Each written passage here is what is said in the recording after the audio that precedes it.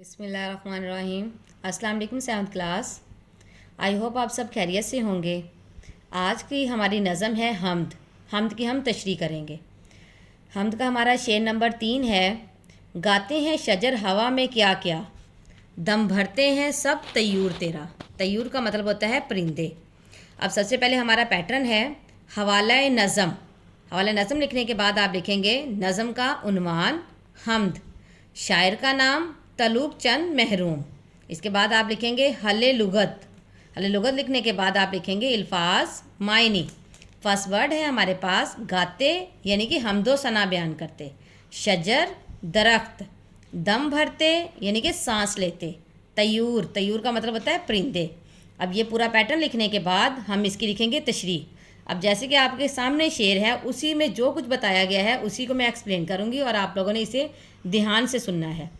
इसकी हम तशरीह करेंगे कि इस शेर में शायर अल्लाह ताला की सिफ़ात बयान करते हुए कहता है। अब अल्लाह ताला की सिफ़त इसके अंदर बताई गई है ना, तो उसी को आप लोगों ने इसके अंदर एक्सप्लेन करना है कि दुनिया में तमाम चरिंद परिंद दरख्त गर्ज के हर शय अल्लाह ताला की बड़ाई और बुज़ुर्गी बयान करती है। दरख्त भी अल्लाह ताला के यहाँ सजदा रेज़ होकर अल्लाह की पाक सिफ़ात बयान करते हैं और इस तरह परिंदे भी सुबह सुबह अल्लाह ताला की सिफ़ात बयान करते हैं और हर चीज़ में जो सांस है वो अल्लाह ताला के करम की बदौलत है। किसी ने क्या खूब कहा है। अब ये जो हम लिखेंगे ये आपने एक कोटेशन बना के लिखनी इन्वर्टेड कॉमास के अंदर। इंसान से बेहतर वो चिड़ियाँ हैं जो सुबह सवेरे इंसान से पहले उठकर अल्लाह की हम्दो सना करती हैं। अब इसी इन्वर्टेड कॉमास में लिखिएगा।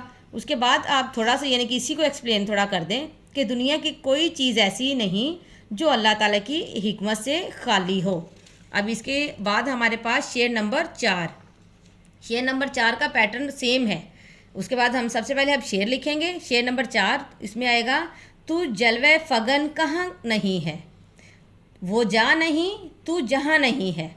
अब इसके अंदर भी हमारा वही पैटर्न है हवाला नज़म, नज़म का उन्वान हम, शायर का नाम तलूक चंद महरूम।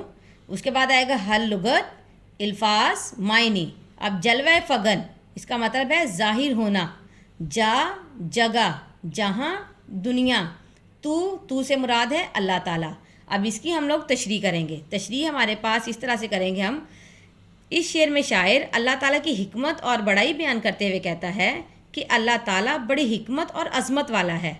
इस तमाम कायनात की जितनी भी चीज़ें हैं वो अल्लाह ताला ने बनाई हैं, जैसे सूरज, चाँद, सितारे, दरिया, समंदर, इन सब चीज़ों को अल्लाह ताला ने बनाया है। इस कायनात की हर चीज़ अल्लाह ताला की बड़ाई को ज़ाहिर करती है। दुनिया में कोई ऐसी जगह मौजूद नहीं जहां अल्लाह ताला का जलवा नज़र ना आता हो। हर चीज़ में अल्लाह ताला की कुदरत छुपी हुई है। अल्लाह ताला ने हर चीज़ हमारे फ़ायदे के लिए बनाई है। हमें इन तमाम चीज़ों से भरपूर फ़ायदा उठाना चाहिए और अल्लाह ताला का शुक्र अदा करना चाहिए। किसी ने क्या खूब कहा है, यार को हमने जा बजा देखा, कहीं ज़ाहिर कहीं छुपा देखा। अब ये हमारे पास शेर नंबर 4 की तशरीह है। इसके बाद हम करेंगे शेर नंबर 5। शेर नंबर 5 है तारों में चमक धमक तेरी है, जो रात में है कड़क तेरी है। अब इसके अंदर हमारे पास है, इसका पैटर्न भी सेम है। इसके अंदर हम लिखेंगे हवाला नज़म।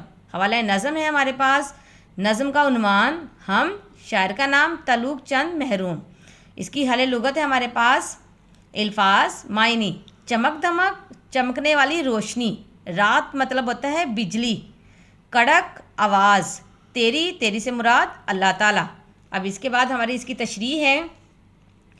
इस शेर में शायर अल्लाह ताला की ज़ात व सिफ़ात बयान करते हुए, अब इसके अंदर अल्लाह ताला की सिफ़ात बयान की जा रही हैं। कड़क है, बिजली है, चमक धमक है, अल्लाह ताला की सिफ़ात बयान की गई हैं कि अल्लाह ताला हर चीज़ पर कादिर है, वो जो चाहे वो कर सकता है। इसके लिए कोई भी चीज़ नामुमकिन नहीं है।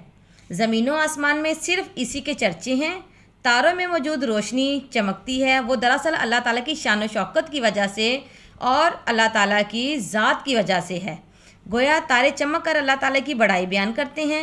और इसी तरह जब बादल गरजते हैं तो इनमें मौजूद ज़ोरदार जो आवाज़ पैदा होती है, कड़क पैदा होती है, वो कड़क भी अल्लाह ताला की वजह से है। वो सारी कड़क जो है वो अल्लाह ताला की शान व बुज़ुर्गी और सिफ़ात को ज़ाहिर करती है। इसलिए अल्लाह ताला की ज़ात सबसे बड़ी है। آئی ہوپ یہ آپ کو اشعار سمجھ آ گئے ہوں گے۔ اب آپ نے ان تمام اشعار کو دھیان سے میری ویڈیو کو سننا ہے۔ سننے کے بعد آپ نے ٹیسٹ کاپیز پر فل پیٹرن میں آپ نے ان تمام اشعار کی تشریح کرنی ہے اور اس کو یاد کرنا ہے۔ اللہ حافظ۔